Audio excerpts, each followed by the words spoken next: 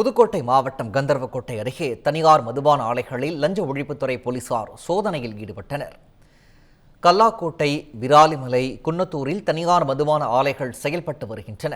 இந்த நிலையில் கடந்த ஆட்சி காலத்தில் டாஸ்மாகிற்கு மதுபானங்கள் கொள்முதல் செய்யப்பட்டதில் முறைகேடுகள் நடந்ததாக எழுந்த குற்றச்சாட்டின் அடிப்படையில் லஞ்ச ஒழிப்புத்துறை போலீசார் ரெய்டில் ஈடுபட்டுள்ளனர். ஆவணங்கள், கொள்முதல் பதிவுகள் மற்றும் தொடர்புடைய விவரங்களை அதிகாரிகள் ஆய்வு செய்து வருகின்றனர். சோதனை நிறைவடைந்த பிறகே முறைகேடு நடந்ததா, அதன் அளவு என்ன என்பது குறித்து முழுமையான தகவல் வெளியாகும் என அதிகாரிகள் தெரிவித்துள்ளனர்.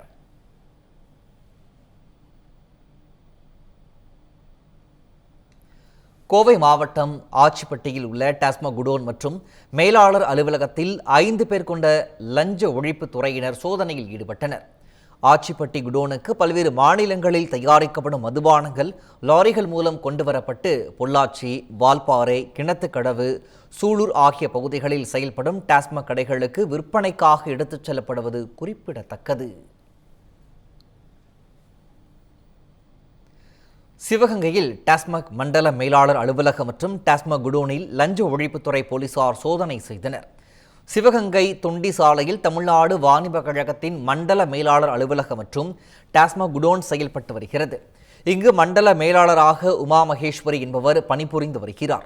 இந்த நிலையில் ராமநாதபுரம் டிஎஸ்பி ராமச்சந்திரன் தலைமையிலான போலீசார் திடீர் சோதனை மேற்கொண்டனர். இதில் கணக்கில் வராத லட்சக்கணக்கான பணம் பறிமுதல் செய்யப்பட்டதாக தகவல் வெளியாகியுள்ளது.